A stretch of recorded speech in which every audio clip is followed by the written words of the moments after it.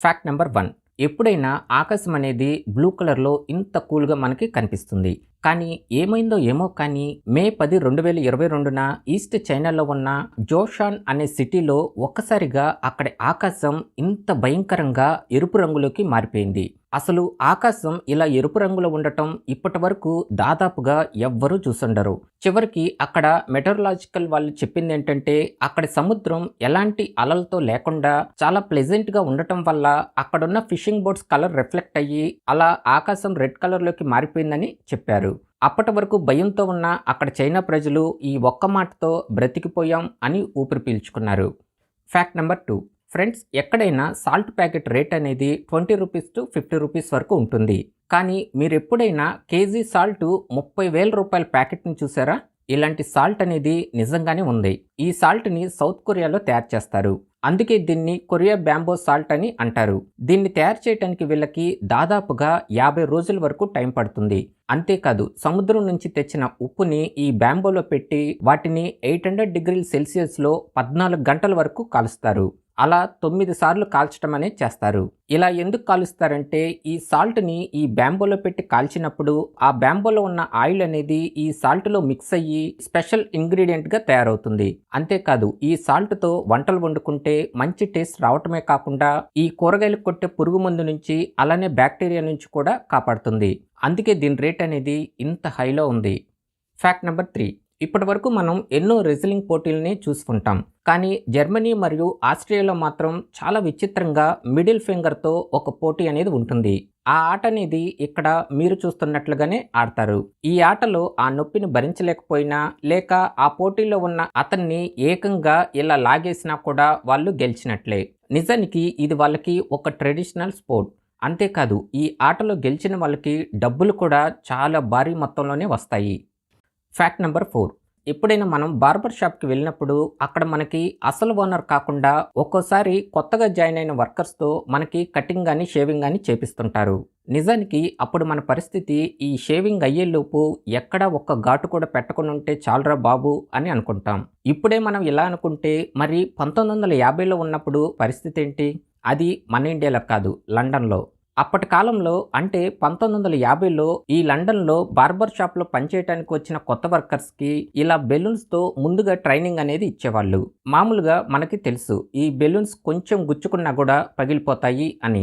అందుకే ఈ బెలూన్స్ అంత జాగ్రత్తగా ఈ బార్బర్ షాప్‌కి వచ్చే కస్టమర్స్‌కి కూడా ఇంత జాగ్రత్తగా షేవింగ్ చేయాలని అప్పటి వర్కర్స్‌కి ఈ విధంగా ట్రైనింగ్ అనేది ఇచ్చేవాళ్ళు.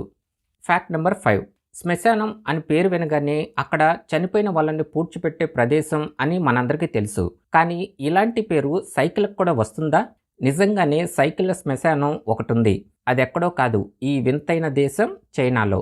మామూలుగా మన దగ్గరున్న సైకిళ్ళని అమ్మాలంటే ఎవరో ఒకరికి సెకండ్ హ్యాండ్ కింద అమ్మేస్తాం. కానీ ఈ చైనాలో మాత్రం వాటిని ఈ సైకిళ్ళ శ్మశానం దగ్గరికి తీసుకురావాల్సిందే. అంతేకాకుండా కొన్ని కంపెనీల యాప్స్ షేరింగ్ వలన కూడా వీళ్ళు ఆ సైకిళ్ళని యూజ్ చేసి కొన్ని ప్లేసెస్‌లో అక్కడే వదిలేసి వెళ్ళిపోతుంటారు. అలా 1, 2 కాదు, 1,80,00,000 సైకిళ్ళని అలా వదిలేశారు. దాంతో అక్కడ ప్రభుత్వం వాటన్నింటినీ తీస్తే అక్కడ చూడండి ఎన్ని లక్షల సైకిళ్ళో. అందుకే ఇది ఒక సైకిల్ శ్మశానంగా మారిపోయింది. Fact number 6. మన ఇండియాలోని కర్ణాటకలో ఉన్న మంగళూరు సిటీలో కటీల్ దుర్గా పరమేశ్వరి అని ఒక ఆలయం ఉంది. ఈ దేవత పండగ ప్రతి సంవత్సరం ఏప్రిల్ నెలలో 8 రోజుల వరకు జరుగుతుంది. అందులో చివరి రోజు అత్యంత భయంకరంగా జరుగుతుంది. దాన్నే అగ్నికేలి అని అంటారు. ఇక్కడ ఈ పండగ చివరి రోజున ఎండిపోయిన తాటి కొమ్మల్ని ఇలా చీపిరిలా కట్టి వాటికి మంటను వెలిగించి ఆ భక్తులు 2 గ్రూపులుగా విడిపోయి వాటిని ఒకరి మీద ఒకరు ఈ విధంగా విసురుకుంటారు. ఈ వీడియో చూడటానికే ఇంత భయం కలిగించేలా ఉంటే ఆ ఫెస్టివల్ని రియల్గా చూస్తే ఖచ్చితంగా షాక్ అవుతారు. ఇలాంటి ఫైర్‌తో ఇలా విసురుకున్నప్పుడు వాళ్ళకి గాయాలు కూడా అవుతుంటాయి. అలాంటి గాయాల్ని ఈ అమ్మవారి కుంకుమ నీళ్ళతో కడిగితే త్వరగా తగ్గిపోతాయని కూడా ఇక్కడ భక్తులు నమ్ముతుంటారు. విచిత్రం ఏంటంటే ఈ అగ్నికేలి టైంలో అసలే ఫైర్‌తో ఈ ఫెస్టివల్ జరిగిద్ది. అలాంటిది ఈ భక్తులు ఆ టైంలో కేవలం లుంగీతో మాత్రమే ఉంటారు. ఎలాంటి షర్ట్ కూడా వేసుకోరు. ఈ భక్తులకి ఈ అమ్మవారంటే అంత ఇష్టం ఉంటుంది. Fact number 7. మహాభారతంలో ద్రౌపదికి 5 భర్తలని మనందరికీ తెలుసు. మరి అలాంటి పరిస్థితి ఇప్పటి కాలంలో అది కూడా మన ఇండియాలోనే ఉంది అంటే మీరు నమ్ముతారా? ఎవరైనా నో ఛాన్స్ అనాల్సిందే. మన ఇండియాలోని ఉత్తరాఖండ్ స్టేట్లో ఉన్న డెహ్రాడూన్ అనే విలేజ్లో ఇలాంటి పద్ధతే ఉంటుంది. అంటే ఇక్కడ ఏ ఫ్యామిలీలోనైనా అందులో ఎంతమంది మగవాళ్ళు ఉంటే వాళ్ళందరికీ ఒక్కటే భార్య అనేది ఉంటుంది. ఇది వినటానికి మనకి చాలా ఆశ్చర్యం కలిగినా ఇదే అక్కడ జరుగుతున్న నిజం. అయితే వీళ్ళిలా ఎందుకు చేస్తారు అని అడిగితే వాళ్ళు చాలా సింపుల్గా ఇది మా సాంప్రదాయం అని చెప్తున్నారు. కానీ ఇందులో ఉన్న అసలు ట్విస్ట్ ఏంటంటే ఈ ఫ్యామిలీలో ఉన్న మగవాళ్ళు ఎవరికి వారు విడివిడిగా పెళ్లిళ్ళు చేసుకుంటే వాళ్ళ ఆస్తులు కూడా షేర్ చేయాల్సి వస్తుందని, అదే అందరికీ ఒక్క భార్య ఉంటే వాళ్ళ ఆస్తులు పశు సంపద ఎక్కడికి వెళ్ళవని ఈ విలేజ్ వాళ్ళు ఇలా పెళ్లిళ్ళు చేసుకుంటారు. Fact number 8. ఇతని పేరు వచ్చి వావా సురేష్. ఇతను కేరళలోని తిరువనంతపురంలో ఉంటారు. అలానే ఇతన్ని స్నేక్ మాస్టర్ అని కూడా పిలుస్తారు. ఇక్కడ చూడండి, ఒకేసారి 6 కోబ్రా పాములకి ఎలా సమాధానం చెప్తున్నాడో. ఇతని రేంజ్ అనేది అలా ఉంటుంది. ఈ కేరళ సిటీలో ఎక్కడ ఎవరింట్లో పాములు దూరినా కూడా దాదాపుగా ఈ వావా సురేష్ అనే పేరే వినపడుతుంది. ఇతను తన 13వ సంవత్సరం నుంచే ఈ పాములను పట్టుకోవటం మొదలుపెట్టాడు. అప్పటి నుంచి ఇప్పటి వరకు కొన్ని వందల వేల పాములను పట్టుకుని రక్షించి వాటిని ఈ అడవుల్లో వదిలేశాడు. మరి ఇతన్ని ఇన్ని పాములు పట్టుకున్నా కూడా అతన్ని కాటేయలేదా అంటే కాటేశాయి కూడా. అది కూడా 3000 పాములకి పైగా. ఎన్నోసార్లు ఎమర్జెన్సీ రూమ్లో కూడా ఉన్నాడు. అయినా సరే ఈ స్నేక్ మాస్టర్ ఎప్పుడు తన ప్రాణం గురించి ఆలోచించలేదు. తన జీవితం మొత్తం ఈ పాములను రక్షించడానికే అంకితమని తన 13వ ఏటనే నిర్ణయించుకున్నాడు. కానీ మొన్న జనవరి 31, 2022లో అతన్ని కాటేసిన కోబ్రా పాము వల్ల తను చాలా సీరియస్ కండిషన్లోకి వెళ్ళిపోయాడు. అయినా సరే మళ్ళీ ఎలాగైతే తన ప్రాణాలని నిలబెట్టుకున్నాడు. తను పూర్తిగా కోలుకున్న తర్వాత మళ్ళీ ఈ పాములను రక్షించే పనిలో పడిపోయాడు. విచిత్రం ఏంటంటే మనందరికీ ఈ కింగ్ కోబ్రా పాములు అనేవి దాదాపుగా 18 అడుగుల వరకు ఉంటాయని తెలుసు.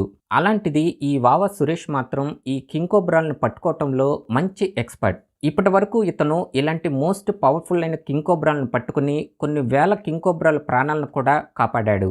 ఇతను ఒక పక్క ఈ పాములను రక్షించడమే కాకుండా ఈ మనుషులను కూడా వాటి కాటికి బలవకుండా కూడా కాపాడుతున్నాడు. ఇప్పుడు మనం ఎక్కడ చూస్తున్నా కూడా ఇలాంటి రోడ్సే మనకు కంటపడుతున్నాయి. ఇంకా చాలా మంది స్పీడ్గా వెళ్తూ సడన్గా ఇలాంటి డ్యామేజ్ రోడ్స్ దగ్గర కంట్రోల్ చేసుకోలేక పడిపోయి బాగా గాయాల పాలైన వాళ్ళు కూడా ఉన్నారు. ఇంకొంతమంది అయితే ప్రాణాలను కూడా పోగొట్టుకున్నారు. ఇలాంటి రోడ్స్ దగ్గర జాగ్రత్తగా ఉండాలని చెప్పి ఎన్బిఎఫ్ అనే బెంగళూరుకి చెందిన సంస్థ చాలా విచిత్రంగా ఆలోచించి ఇలాంటి డ్యామేజ్ రోడ్స్ దగ్గర భయంకరమైన మొసలని ఇంకా అనకొండ పాములు లాంటి ఆర్ట్ని పెట్టి అలర్ట్ చేస్తున్నారు. కానీ దీన్ని కొన్ని వందల మంది ఫొటోస్ తీసి షేర్ చేయగా అలా కొన్ని రోజుల్లోనే కొన్ని లక్షల మందికి షేర్ అయిపోయి చివరికి ఈ రోడ్స్ ని బాగు చేయని ప్రభుత్వాల దగ్గరకు కూడా ఈ న్యూస్ స్ప్రెడ్ అయిపోయింది. ఇలాంటి విషయాలను మామూలు సామాన్యుడు ఈ ప్రభుత్వాలకు చెప్పాలంటే అది జరగని పని. కానీ ఈ సోషల్ మీడియా ద్వారా మనలో ఉండే టాలెంట్ తో ఇలాంటి విషయాలను ఖచ్చితంగా ఈ ప్రభుత్వాల దగ్గరికి తీసుకువెళ్ళొచ్చు.